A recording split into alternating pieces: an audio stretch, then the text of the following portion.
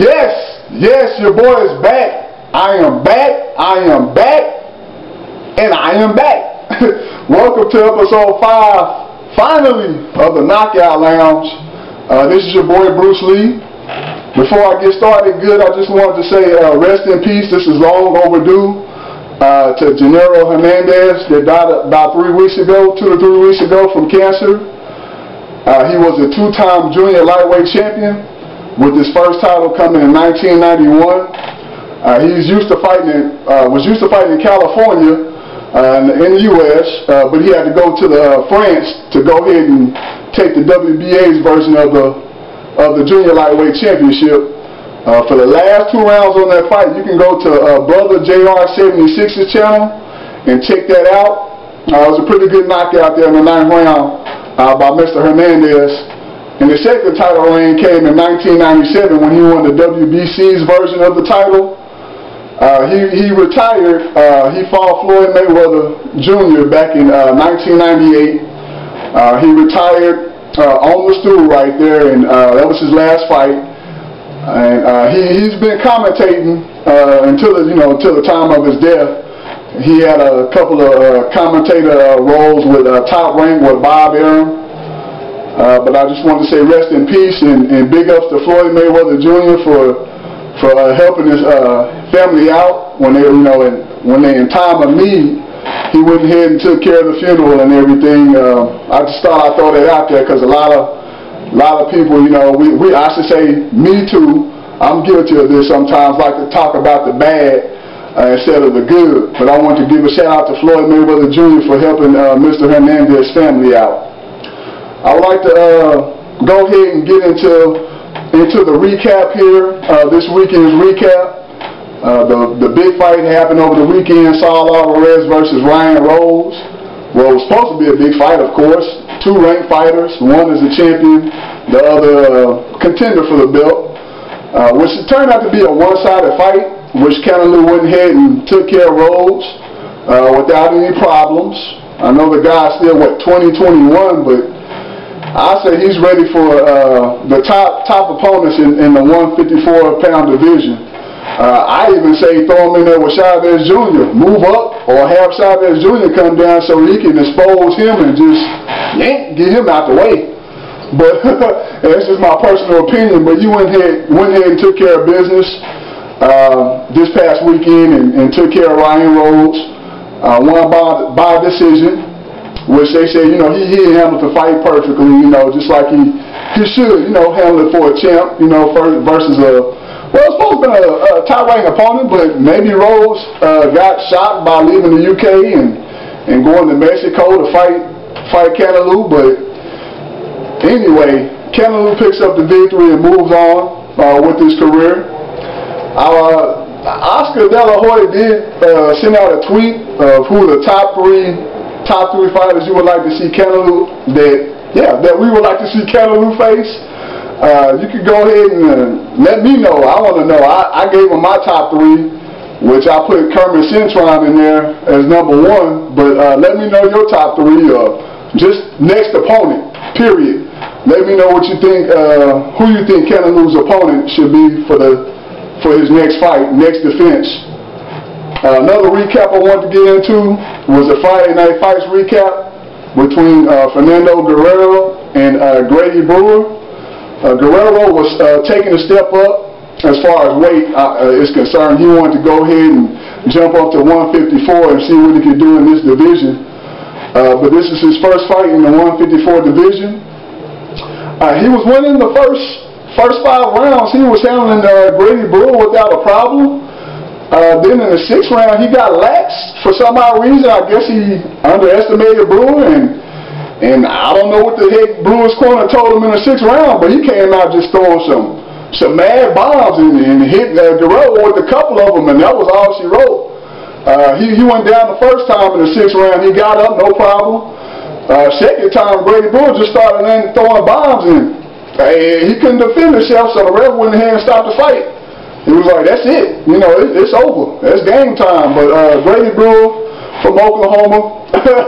Yes, from Oklahoma, just like your boy. But I'm not looking into much, more from him, I should say. That was I wasn't expecting him to win that fight, but he went ahead and took care of Guerrero in his first fight in the 154-pound division, which he would go ahead and Guerrero said that's not the last you've seen of him. Of course, this is his first loss.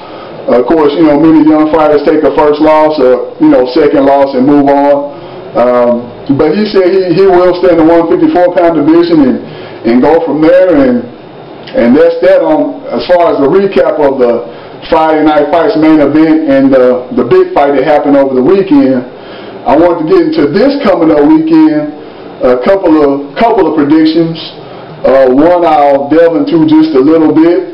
The other one just my prediction of who I think will win. But the first one is Felix Sturm and Macklin. I want to make sure I got that right. Macklin. That's coming up. They're both 5-0 in their last 5 fights. Coming into this upcoming weekend. This is for the WBA's Super World Middleweight title. Super, I guess they got WBA watered down, WBA Super Duper title, WBA Light, WBA Calorie Free. They got all kind of titles, man. I don't know. I'm confused myself. But anyway, this is for the WBA's version of the Super World Championship in the middleweight division between the ring number 1, Felix Sturm, and Macklin from the UK.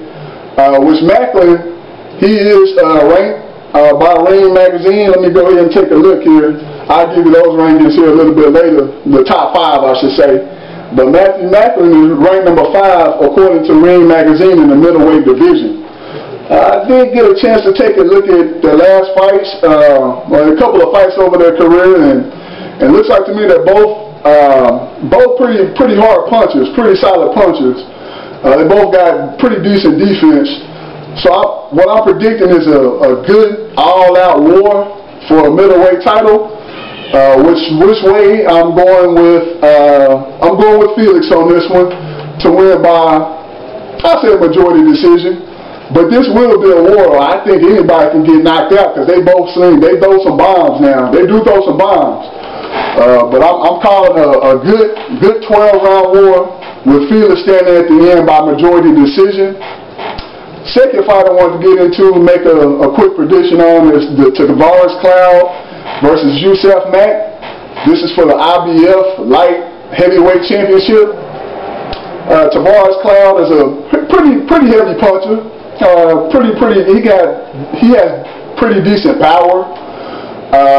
Yusuf Mack, not much to say really on this one. I have Cloud winning. I'm going to go with knockout in the 11th or 12th round. Cloud in the 11th or 12th round by knockout versus Yusuf Mack coming up. This is his mandatory defense in the IBF organization. But I'm going with T-Cloud on this one. And he's ranked number, what, 3? My bad, excuse me, ranked number 2. Well, shoot, let me go back here. I don't want to get the line here. Ranked number 2 by the Ring Magazine. There we go. I don't want to lie to you. But I want to go ahead and throw that out there. It's a little bonus prediction. T-Cloud with the 11th or 12th round KO. Couple of fights, well, a lot of fighters are in action. I should say name fighters this weekend here coming up. I just wanted to throw a few out there. We got Mike Dallas Jr. He's fighting on Friday Night Fights coming up this Friday. He had a loss earlier this year, so he's coming back on to avenge, well, not to avenge that loss because he's not fighting the same opponent, but to rebound from that loss and get back on track there. We got James Kirkland doing the same thing. He lost on a knockout his last fight. Well, yeah, lost. He got knocked out, put it like that, in his last fight. But he's looking to rebound here coming up this weekend. We got Devin Alexander versus Lucas Matthias coming up here this weekend.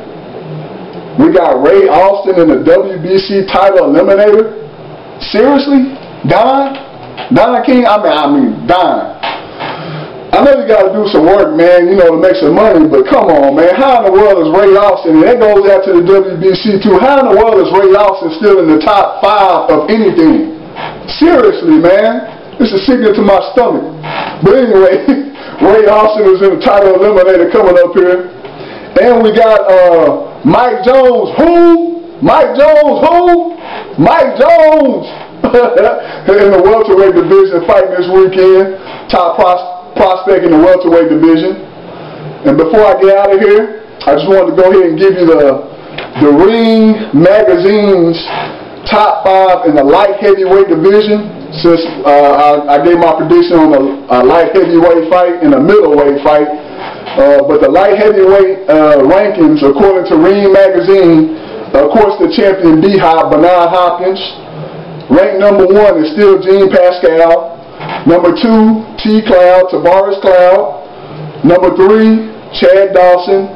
Number 4, they still have Glenn Johnson ranked. I mean, they have not the right, I mean, it's their rankings, but they have them ranked in 2 weight divisions. But number 4 is Glenn Johnson, and number 5 is Nathan Cleverly from the UK. He's ranked number 5. That rounds out the light heavyweight rankings according to the Ring Magazine. In the middleweight division, in the Ring Magazine's rankings, we have champ Sergio Martinez. Number 1, Felix Sturm. Number 2, Daniel Gale. Number 3, they still have Paul Williams ranked in that division, which he's looking to drop down and go ahead and try his luck at that, because he knows he's not going to be able to beat old Sergio. Not in my opinion, he's not. So he's going to go ahead and drop down and make a career of that. Number 4, Sebastian Sylvester. And number 5, we have Matthew Macklin, which is fighting Felix Sturm coming up this weekend. This is the Ring, according to the Ring Magazine, 1 versus 5, and this is for Felix Sturm's WBC Super Middleweight title. Before I really get out here, I know I just said that once, but I want to give a shout out to Floyd Mayweather Jr. for his choice of opponent coming up here in September versus Victor Ortiz. Good job, Floyd. It's about time. I mean, I'm a Floyd fan. I'm going to put that out there. But it's about time, you know, you follow someone that, you know, it's about 10 years younger, still in their prime. And this is for the that'll be for the WBC's version of the welterweight championship. I just wanted to say, man, good job on that. And don't be missing no more court dates neither, man. I know you got that thing going on with Pacquiao with the performance-enhancing drug situation, man, but hope you get everything straightened out and that fight can happen sometime soon. But I did say he's taking this fight. Victor Ortiz is a southpaw. I think he's getting ready for Pacquiao, Mayweather Jr. that is, trying to get a little feel for him. Like Ortiz is a volume puncher. He doesn't come from all angles like Pacquiao does, but he does punches in volume, so he's trying to prepare for that here in the near future.